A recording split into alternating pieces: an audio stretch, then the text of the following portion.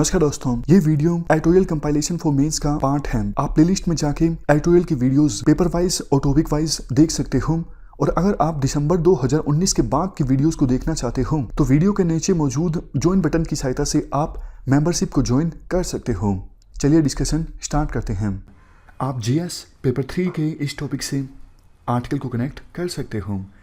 ये सारे एस्पेक्ट्स हम कवर करेंगे इस आर्टिकल के डिस्कशन में। देखो, केन एनर्जी के केस को समझने से पहले हम वोडाफोन का केस समझते हैं। वोडाफोन कंपनी के साथ क्या हुआ था, क्योंकि केन एनर्जी का जो केस है वो वोडाफोन जैसा ही है। आपको याद होगा 2007 के आसपास हमारे देश में एक टेलीकॉम कंपनी हुआ करती थी, हच। ये हांगकांग की कंपनी थी जो इंडिया में ऑपरेट किया करती थी। इस कंपनी के शेयर्स को एक्वायर किया गया वोडाफोन के द्वारा। अब वोडाफोन जो कंपनी है वो यूके की कंपनी है, लेकिन देखो वोडाफोन ने हच को जो एक्वायर किया, ये डील हुई कहां पर? केमैन आइलैंड्स में। आपके मन में एक बात ये आई होगी कि एक यूके की कंपनी हांगकांग की कंपनी से इंडिया की एसेट्स परचेज कर रही है, वो भी एक केमैन आइलैंड में, तो ये डील इंडिया में क्यों नहीं साइन हुई? क्योंकि देखो ये कंपनीज चालाक थी, इनको पता था कि केमैन आइलैंड्स जो हैं, जो कि वैसे यूके की एक ओवरसीज टेरिटरी है लेकिन कैरेबियन सी में है, तो इन कंपनीज को पता था कि अगर केमैन आइलैंड्स में हम जाके डील करेंगे तो फिर वहां पे हमें कैपिटल गेन नहीं देना पड़ेगा। वहां पे जाके डील करना मतलब केमैन आइलैंड्स में आप सब एक फर्जी सी कंपनी स्टैब्लिश करो। दोनों ने फर्जी कंपनी स्टैब्लिश की और उन फर्जी कंपनीज के थ्रू डील हुई। अब चूंकि केमैन आइलैंड्स में कैपिटल गेन टैक्स तो 0 लगता है, तो इन दोनों कंपनीज ने इस पूरी डील को कंप्लीट कर लिया बिना कैपिटल गेन टैक्स किए। तो इंडिया के उस समय फाइनेंस मिनिस्टर हुआ करते थे प्रणब मुखर्जी। उनको लगा ये क्या बेवकूफ़ बना रहे हैं, मतलब इंडिया में हज की एसेट्स को बेचा गया है और उसे वोडाफोन की कंपनी ने खरीदा है और इफेक्टिवली टैक्स नहीं मिला इंडिया को बिल्कुल भी। चलो एक पल के लिए हमने मान लिया कि इन्होंने यूके को टैक्स दिया क्योंकि वोडाफोन यूके की कंपनी है, या फिर हांगकांग को टैक्स दिया गया क्योंकि हच जो है वो हांगकांग की कंपनी है। नहीं, किसी को भी टैक्स नहीं मिला। तो प्रणब मुखर्जी ने कहा क्या कोई ऐसी ट्रांजैक्शन हो सकती है जिसमें प्रॉफिट हो लेकिन कोई टैक्स भी ना दे किसी को भी? तो उस समय इनकम टैक्स डिपार्टमेंट ने टैक्स लायबिलिटी रेज कर दी वोडाफोन के अगेंस्ट। अब आपके मन में आया होगा वोडाफोन के अगेंस्ट क्यों? क्योंकि देखो वोडाफोन ने परचेज किया था हच इंडिया को, यानी हच की इंडियन एसेट्स को, तो कायदे से वोडाफोन को टीडीएस काटना चाहिए था। मतलब वोडाफोन ने जब पैसा दिया था हच को तो उसमें से कुछ पैसा वोडाफोन के द्वारा काट दिया जाता और उसे इनकम टैक्स अथॉरिटीज़ को दे दिया जाता। ऐसा इंडियन इनकम टैक्स डिपार्टमेंट ने सोचा था। तो फिर वोडाफोन के अगेंस्ट टैक्स लायबिलिटी रेज कर दी गई इंडियन टैक्स डिपार्टमेंट के द्वारा, लेकिन वोडाफोन ने पैसे देने से इनकार कर दिया कि भैया ऐसे कैसे, मतलब आपके टैक्स सिस्टम में लूप होल्स हैं, आप उन्हें ठीक कीजिए, हमने जो कुछ किया इसमें कुछ गलत नहीं है। तो मामला पहुंचा हाईकोर्ट में। हाईकोर्ट ने सरकार के पक्ष में फैसला दिया। हाईकोर्ट ने कहा कि इनकम टैक्स डिपार्टमेंट ने जो टैक्स लायबिलिटी रेज की है वोडाफोन के अगेंस्ट वो बिल्कुल सही है। तो वोडाफोन ने फिर अपील फाइल कर दी सुप्रीम कोर्ट में। सुप्रीम कोर्ट ने फैसला दिया वोडाफोन के पक्ष में। सुप्रीम कोर्ट ने कहा कि टैक्स सिस्टम में कमियां हैं, तो फिलहाल के लॉ के अनुसार वोडाफोन को कोई टैक्स देना बनता नहीं है। मतलब वोडाफोन सुप्रीम कोर्ट में केस जीत चुका था। अब देखो सुप्रीम कोर्ट देश की सबसे बड़ी कोर्ट है। सुप्रीम कोर्ट ने फैसला दिया तो सरकार को मान लेना चाहिए था। नहीं, सरकार ने क्या किया? उस समय 2012 की ये बात है। सरकार ने यह किया कि सुप्रीम कोर्ट ने यह फैसला जो दिया है अभी के कानून के हिसाब से दिया है, बट रिट्रोस्पेक्टिव कानून चेंज कर दिया। इनकम टैक्स एक्ट जो 1961 है ना, उसको रिट्रोस्पेक्टिवली चेंज कर दिया गया सरकार के द्वारा और कहा गया कि फ्यूचर में, मतलब 1961 से लेकर अभी तक जो भी ट्रांजैक्शंस हुई हैं उन पर यह नया जो प्रोविजन ऐड किया गया है वो लागू होगा। आप बताइए क्या ये सही है या गलत है? देखो रिट्रोस्पेक्टिव कोई चीज़ इंप्लीमेंट करना वो तो गलत ही है। मतलब कायदे से अब कोई भी कंपनी इंडिया में इन्वेस्ट करती है तो प्रेजेंट लॉज को ध्यान में रख के ही करती है ना, कि अभी फिलहाल इंडिया में लॉ ये है। लेकिन आप पीछे जाके कानून चेंज कर देते हो कि हमने कोई नई चीज ऐड की है और ये चीज 1961 से लागू होगी, तो उस कंपनी को लगेगा ना कि भैया मैंने तो आपके देश में इन्वेस्ट किया है प्रेजेंट लॉज को देखते हुए कि मेरी इन्वेस्टमेंट कितनी सुरक्षित रहेगी, मुझे कितना टैक्स देना पड़ेगा। बट अब आप नया प्रोविजन ऐड कर रहे हो, वो भी बहुत पीछे से, यानी 1961 से आप कह रहे हो कि जितनी भी ट्रांजैक्शन हुई हैं उन पर ये नया प्रोविजन इंप्लीमेंट होगा। तो इसका मतलब तो आपका टैक्स इन्वायरमेंट स्टेबल नहीं है ना, आप कभी भी कुछ भी कर देते हो, पीछे से इंप्लीमेंट कर देते हो। लेकिन सरकार ने ऐसा किया। देखो, अब कायदे से सिस्टम में गलतियां थी, कमियां थी, जिसका फायदा इन कंपनीज के द्वारा उठाया गया। बट रिट्रोस्पेक्टिवली किसी नए खास करके टैक्स प्रोविजन को इंप्लीमेंट करना, ये किसी भी देश के इन्वेस्टमेंट सिनेरियो के लिए अच्छा नहीं है।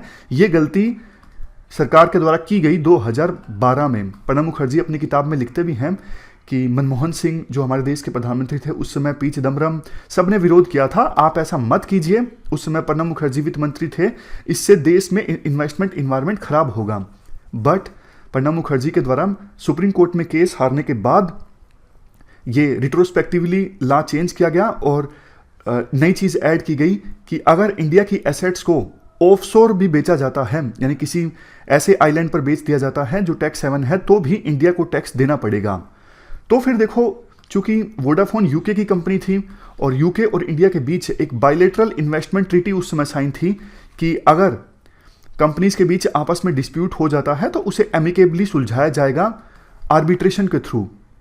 तो सुप्रीम कोर्ट के वर्डिक्ट के बाद जब सरकार ने रिट्रोस्पेक्टिव कानून चेंज किया, तो फिर वोडाफोन इस केस को लेके गया आर्बिट्रेशन कोर्ट के पास, परमानेंट कोर्ट ऑफ आर्बिट्रेशन के पास। तो 3 महीने पहले परमानेंट कोर्ट ऑफ आर्बिट्रेशन का वर्डिक्ट आ गया और कोर्ट ने यही कहा कि इंडिया ने जो कुछ किया है वो गलत है, रिट्रोस्पेक्टिव आप टैक्स प्रोविजंस को एंड नहीं कर सकते। यानी वोडाफोन केस को इंडिया हार गया आर्बिट्रेशन कोर्ट में। और देखो, एक हैरानी की बात आपको बताऊं, जो ये आर्बिट्रेशन कोर्ट जिसमें इंडिया केस हारा ना, इसमें 3 नॉमिनी होते हैं, एक को रेकमेंड किया गया वोडाफोन ने, एक को रेकमेंड किया इंडिया ने और एक न्यूट्रल। बट इवन इंडिया के जो नॉमिनी थे ना, यानी जिस जज को इंडिया ने अपना नॉमिनी बनाया था कि इनको आप इस आर्बिट्रेशन पैनल में शामिल कर लो, इवन उन्होंने भी इंडिया के खिलाफ ही वर्डिक्ट दिया। तो वोडाफोन केस का जो वर्डिक्ट सामने आया था ना, वो यूनानिमस था, यानी तीनों के तीनों जजेस ने यही कहा कि इंडिया की गलती है, इंडिया के केस में कोई मेरिट नहीं है और वोडाफोन को कोई टैक्स देना बनता नहीं है इंडियन सरकार को। तो अब देखो, ये तो हमने बात की वोडाफोन के केस की, अब बात करते हैं केरन कंपनी के केस के बारे में। देखो हुआ क्या, 2011 में केरन इंडिया, जो कि एक ऑयल कंपनी है, केरन एनर्जी, ये एक पेरेंट कंपनी है, मतलब केरन इंडिया कंपनी के जो शेयर्स थे वो केरन एनर्जी के पास थे। काफ़ी वैसे इस केस में कॉम्प्लेक्सिटीज़ भी हैं क्योंकि बीच में एक केरन यूके कंपनी भी है, बट इतना ज़्यादा कॉम्प्लेक्सिटीज़ में आपको जाने की आवश्यकता नहीं है। सिंपली बता देता हूँ, केरन इंडिया के जो शेयर्स थे उसको बेच दिया गया केरन एनर्जी कंपनी के द्वारा वेदांता को। लेकिन जब ऐसा किया गया तो फिर इनकम टैक्स डिपार्टमेंट ने इसी रिट्रोस्पेक्टिव टैक्स प्रोविजन के आधार पर बोला कि भैया आप हमें टैक्स दीजिए। इवन इस केस में तो इनकम टैक्स डिपार्टमेंट ने पूरी ट्रांजैक्शन को कंप्लीट ही नहीं होने दिया। 9.8% समथिंग कुछ शेयर्स खुद के पास ही रख लिए। इवन डिविडेंड भी नहीं ट्रांसफर होने दिया, डिविडेंड ट्रांसफर होने पे रोक लगा दी गई, टैक्स रिफंड भी नहीं लेने दिया। मतलब जबरन आप कह सकते हो टैक्स वसूल ही लिया गया अलग अलग तरीकों से इनकम टैक्स डिपार्टमेंट के द्वारा कि आप भाग जाओगे, आप हमें टैक्स दे दीजिए, टैक्स जबरन ले लिया गया। तो इस केस में भी जो केरन एनर्जी थी वो इन्वेस्टमेंट ट्रीटी के प्रोविजंस के अनुसार गई कहाँ पर, आर्बिट्रेशन कोर्ट के पास में। और अब उसी आर्बिट्रेशन कोर्ट का फैसला आया है और इंडिया ये केस हार गया है। आदेश दिया गया है कोर्ट के द्वारा कि $1.4 बिलियन डैमेज दिया जाए इंडियन गवर्नमेंट के द्वारा केरन एनर्जी कंपनी को। तो वोडाफोन का केस भी इंडिया हार गया और केरन का केस भी इंडिया हार गया। अब देखो इसमें बहुत सारे इश्यूज इन्वॉल्व हैं। चलो वोडाफोन का केस इंडिया हारा, तो इंडिया को कम से कम टैक्स देना तो नहीं है ना, सिर्फ 80 करोड़ रुपए देना है इंडिया को, क्योंकि इंडिया ने टैक्स लिया नहीं था वोडाफोन से, जैसे कि केर्न एनर्जी के केस में हुआ कि जबरन इंडिया ने टैक्स ले ही लिया, 9.8% शेयर्स रख लिए, डिविडेंड नहीं ट्रांसफर होने दिया, टैक्स रिफंड नहीं जाने दिया। तो अब 1.4 बिलियन डॉलर्स देने पड़ेंगे केर्न के केस में। वोडाफोन के केस में सिर्फ 80 करोड़ देने हैं, लेकिन केर्न एनर्जी के केस में 1.4 बिलियन डॉलर्स देने हैं। कितनी बड़ी रकम है। पैसे वैसे ही नहीं है सरकार के पास में, आपको पता है महामारी का समय है, सरकार के पास तो पैसों की बहुत कमी है। इवन देखो जितना लंबा ये केस चलेंगे ना, उतना ही इंडिया के बारे में, इंडिया की जो रेपुटेशन है इन्वेस्टमेंट फ्रेंडली कंट्री की, वो खराब होती है। क्योंकि फिर विभिन्न देशों को लगेगा, विभिन्न कंपनीज को लगेगा, अरे यार इंडिया में तो रिट्रोस्पेक्टिव कुछ भी इंप्लीमेंट कर देते हैं और वहाँ पे इन्वेस्ट करना सेफ नहीं है। मतलब आज ये नीति है, कल को रिट्रोस्पेक्टिवली कुछ अलग ये प्रोविजन ऐड कर देंगे और बोलेंगे कि आप हमें नया ये टैक्स दो, वो टैक्स दो। तो ये इन्वेस्टमेंट के लिए ये चीज़ें ठीक नहीं हैं। अब देखो एक चीज़ हुई क्या, आर्टिकल में ये भी बोला जाता है कि जब ये प्रधानमंत्री मोदी उस समय विपक्ष में थे तो उन्होंने कहा था कि ये रिट्रोस्पेक्टिवली टैक्स लायबिलिटी रेज करना ये गलत है, ऐसा नहीं होना चाहिए, ये देश के इन्वेस्टमेंट फ्रेंडली इमेज के लिए अच्छा नहीं है। लेकिन 2014 में प्रधानमंत्री मोदी, मतलब नरेंद्र मोदी प्रधानमंत्री बन गए, लेकिन उसके बाद अब कायदे से सरकार को पहले साल में ही ठीक कर देना चाहिए था ये सब कुछ, इंडिया केस हारता ही ना और इमेज और ज़्यादा ख़राब नहीं होती। लेकिन उस समय काफ़ी आरोप लगे थे कि ये एनडीए की जो गवर्नमेंट है वो सूट बूट की गवर्नमेंट है, गरीबों के लिए काम नहीं करती। तो सरकार को ऐसा लगा होगा कि अगर हम इन केसेस को परस्यू नहीं करते हैं तो हमारी इमेज और ज़्यादा ख़राब हो जाएगी कि ये सरकार जो है बड़े कॉरपोरेट ग्रुप्स के लिए काम करती है, गरीब लोगों के लिए कुछ नहीं करती, और बड़े बड़े कॉरपोरेट ग्रुप्स के जो टैक्स लायबिलिटी है वो माफ़ कर दी जाती है। तो सरकार ने इन केसेस को परस्यू करना जारी रखा। अब वोडाफोन का वर्डिक्ट आ चुका है, लेकिन सरकार के पास ऑप्शन था कि 3 महीने के अंदर अंदर या तो अपील फाइल की जाए या फिर ना की जाए। आपको याद होगा हमने एक आर्टिकल भी डिस्कस किया था कि अब सरकार को रुक जाना चाहिए और बेइज्जती नहीं करवानी चाहिए। मतलब सोच के देखो, केर्न एनर्जी का केस भी यूनानिमस आया है, तीनों जजेस ने इंडिया के खिलाफ फैसला दिया है, इवन उस जज ने भी जो इंडिया के नॉमिनी थे। अब आप अंदाजा लगा लीजिए, जब दोनों केसेस में जो वर्डिक्ट आया है वो यूनानिमस आया है और इवन इंडिया के नॉमिनी ने भी इंडिया के खिलाफ वोट दिया है, अपना मत दिया है, तो अपील फाइल करने के बाद भी कितनी संभावना है कि इंडिया ये केस जीत पाएगा, आप बता दीजिए। मतलब वोडाफोन का केस तो इंडिया सुप्रीम कोर्ट में भी हार गया था, उसके बाद आर्बिट्रेशन कोर्ट में ये केस गया, वहां भी हार गया यूनानिमस, और अब इंडिया अपील फाइल कर रहा है। तो मतलब आप सोच लीजिए कि कितनी संभावना है इंडिया के इस केस के जीतने की। तो आपको लगा होगा कि अगर संभावना नहीं है तो और बेइज्जती क्यों करवा रहा है इंडिया, मतलब और अपनी इन्वेस्टमेंट फ्रेंडली इमेज को क्यों खराब कर रहा है। ये देखो आपको पता है पॉलिटिक्स होती है, यही लगता है सरकार को कि हम क्यों इस मैसअप को साफ करें। ये यूपीए के सरकार के केसेस हैं, मतलब यूपीए के दौरान ये चीज़ें की गई थी और इन्हीं की गलती है, हम इन्हें ठीक नहीं करेंगे, आगे जो आएगा वो अपने आप ठीक करेगा, हम अभी फ़िलहाल अपील फाइल कर देते हैं और जब फाइनली वर्डिक्ट आएगा तब देखेंगे। तो ये सरकार की सोच होती है, मतलब पॉलिटिकल लीडर्स की सोच ये होती है आमतौर पे, ये बात लिखने की नहीं है, वैसे ही जनरली डिस्कस कर रहे हैं। आमतौर पे पॉलिटिकल लीडर्स की सोच यही होती है कि केस को लटका दिया जाए, हम तो सिर्फ 5 साल के लिए हैं। मतलब बहुत कम लीडर्स ऐसे होते हैं जो नेशनल इंटरेस्ट के हिसाब से सोचते हैं। मतलब लीडर्स को पता होता है ये चीज़ सही है, मतलब अभी इस चीज़ पे हमें सरकार पर आरोप नहीं लगाने चाहिए, बट कोई बहुत रेयरली ऐसे लीडर्स होते हैं जो नेशनल इंटरेस्ट को देखते हुए कई बार सरकार का भी सपोर्ट कर देते हैं कि ठीक है आप ये कर दीजिए, हम आपका इस पे समर्थन करते हैं। मतलब आज के समय में तो इतना ज़्यादा पोलराइजेशन है, बहुत कम ऐसा देखने को मिलता है। शुरू में आज़ादी के बाद हमारे जो लीडर्स थे उनका विजन देश के लिए बड़ा था। एक दूसरा एग्जाम्पल दूँ, चलो आप डिस्कस ही कर रहे हो तो एक और आपको दूसरा एग्जाम्पल देता हूँ। देखो जब से मतलब मैंने यूपीएससी की फील्ड में एंटर किया है ना, तब से हम ये वे फॉरवर्ड लिखते आ रहे हैं कि एपीएमसी की मोनोपोली को ख़त्म कर दिया जाए। मुझे नहीं पता ये नए फार्मूला सही हैं गलत हैं, मैं बस इतना बोल रहा हूं कि जब से यूपीएससी की फील्ड में एंटर किया है ना, वे फॉरवर्ड में हमेशा ये लिखते हैं कि एपीएमसी की मोनोपोली को खत्म कर दिया जाए, किसानों को मौका दिया जाए कि वो बाहर भी अपनी फसल बेच सकें। आप पुराने नोट्स उठा के देख लीजिए, आपको यही सब वे फॉरवर्ड देखने को मिलेगा।